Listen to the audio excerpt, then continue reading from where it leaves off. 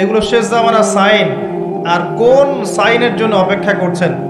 রাসূল সাল্লাল্লাহু আলাইহি ওয়াসাল্লাম বলেছেন যে আখিরুজ জামানে পিতামাতার সাথে দাস দাসীর মতো আচরণ করা হবে।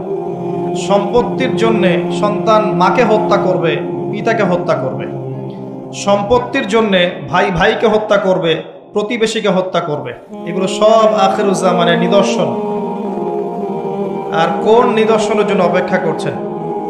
নবী করিম সাল্লাল্লাহু আলাইহি ওয়াসাল্লাম বলেছেন শেষ জামানায় মেয়েরা কাপড় পরবে, তারপরেও নগ্ন থাকবে।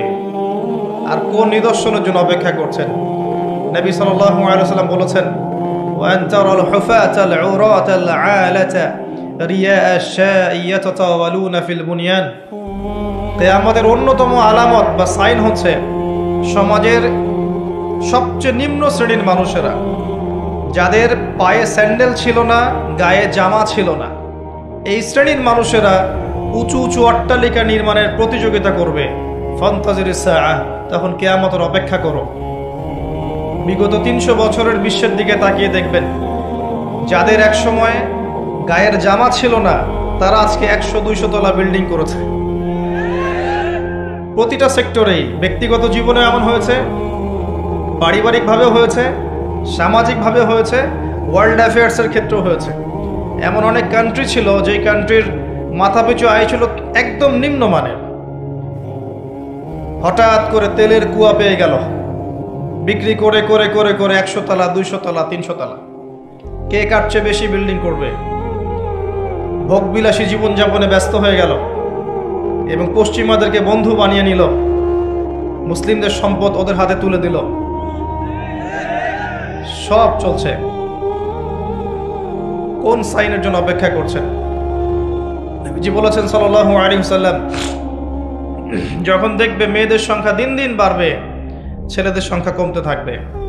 যখন দেখবে মেয়েরা ছেলেদের পোশাক পরবে আর ছেলেরা মেয়েদের পোশাক পরবে। যখন মানুষ মাদক দ্রব্যকে হালাল করে নেবে, মানুষ মদ খাবে, নাম রাখবে ভিন্ন, মদের নাম উল্টা রেখে মদ খাবে। মানুষ জেনা করবে, জেনাকে বৈধ মনে করে করবে। এখনকার যে জেনারেশন ফ্রি মিক্সিংয়ে আছে, গার্লফ্রেন্ডের সাথে অ্যাফেয়ার করে, জেনা করে, পর্ন দেখে, পতিতালয়ে যায়, এরা জেনাকে হালালই মনে করে। এদের মধ্যে কেউই মনে করে না যে গার্লফ্রেন্ড বয়ফ্রেন্ডের সম্পর্কটা না যায়, এরা মনে করে না। এদেরকে শেখানো হয়েছে এটা পবিত্র প্রেম, এদেরকে শেখানো হয়েছে এটা পবিত্র প্রেমের সম্পর্ক। এবং বিভিন্ন মুভিজ দেখে দেখে, গান শুনে শুনে, পর্ন দেখে দেখে, পশ্চিমা সংস্কৃতি এবং অপসংস্কৃতি দেখে দেখে এদের মাইন্ডসেট তেমন হয়ে গেছে, এরা এটাকে হালাল মনে করছে। আজকের টাটকা নিউজ হচ্ছে যে বিগত 8 দিনে এদেশের মাটিতে 41টা শিশুকে ধর্ষণ করা হয়েছে। আমি অনেক দিন আগে বলেছিলাম, যখন ফ্রি মিক্সিং বাড়বে, নারী পুরুষের এই অবাধ মেলামেশা বাড়বে, তখন ধর্ষণ ডে বাই ডে বাড়তে থাকবে, জেনা ডে বাই ডে বাড়তে থাকবে। এবং যত বেশি মেয়েরা বেপর্দায় বাইরে ঘুরবে এবং পুরুষের পোশাক পরে ঘুরবে এবং এমন পোশাক পরে ঘুরবে যেই পোশাক পরেও তারা নগ্ন, তত বেশি ধর্ষণ বাড়বে, আর জেনা বাড়বে, পরকীয়া বাড়বে, ব্যভিচার বাড়বে। এগুলো যখন বাড়বে, বাড়তে বাড়তে এমন একটা পর্যায়ে যাবে যে মানুষ মেয়েদের দিক থেকে আকর্ষণ হারিয়ে ফেলবে, তখন ছেলে ছেলের সাথে জেনা করবে। এটা এখনকার নতুন সমস্যা। পুরো বিশ্ব জুড়ে এই সমস্যা চলছে, ইনক্লুডিং আমাদের কান্ট্রিতে এই সমস্যা চলছে। সমকামীরা এখন অধিকার খুঁজছে, তাদের সংগঠন আছে, তারা অধিকারের আন্দোলন করতে চেষ্টা করছে। এবং বিশ্বের মিডিয়াগুলো বুঝাচ্ছে মানুষকে যে এটা হচ্ছে মানুষের ব্যক্তি স্বাধীনতা, বাক স্বাধীনতা। একজন মানুষ চাইলেই একটা ছেলেকেও বিয়ে করতে পারে, চাইলে মেয়েকেও বিয়ে করতে পারে। বলে নাউযুবিল্লাহ।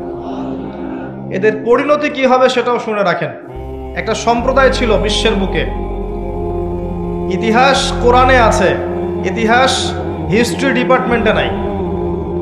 প্রকৃত ইতিহাস আল কোরআনে আছে, যেই ইতিহাস 100% সত্য, এখানে মিথ্যা লেশ মাত্র নাই। কোরআনের পাতায় পাতায় বিচরণ করেন, একটা সম্প্রদায় পাবেন, কওমে লূত। লূত আলাইহিস সালামের কওম, সাদুম গোত্র, সাদুম। এখনকার জর্ডান, এই জর্ডানের পাশে একটা সাগর আছে, ডেড সি বা মৃত সাগর। এই সাগরের পাশে এদের কলোনি ছিল। এখানে আল্লাহ রাব্বুল আলামিন লূত আলাইহিস সালামকে নবী হিসেবে পাঠান। লূত আলাইহিস সালাম তাদেরকে দাওয়াত দেন, তাদেরকে বোঝান তোমরা এমন একটা পাপ করছো যেই পাপ বিশ্বে কখনো কেউ করে নাই। তোমরা মহিলাদের সঙ্গ বাদ দিয়ে ছেলেদের কাছে যাচ্ছ। তিনি এত বড় মনের নবী ছিলেন যিনি এমনভাবে বলেছেন যে যদি তোমাদের বিয়ে করতে হয় প্রয়োজনে আমার মেয়েদেরকে বিয়ে করে নাও। হাউলাইল বানাত ইন কুনতুম ফাইলিন, তোমাদের যদি বিয়ে করতে চাও আমার মেয়েকে বিয়ে করে নাও, তাও পাপ কাজে যেও না। কত বড় মনের নবী হলে কথা বলতে পারেন। উম্মাকে বোঝাচ্ছেন তোমরা সমকামিতায় যেও না, পবিত্র সম্পর্কে থাকো, প্রয়োজনে আমার মেয়েকে বিয়ে করো।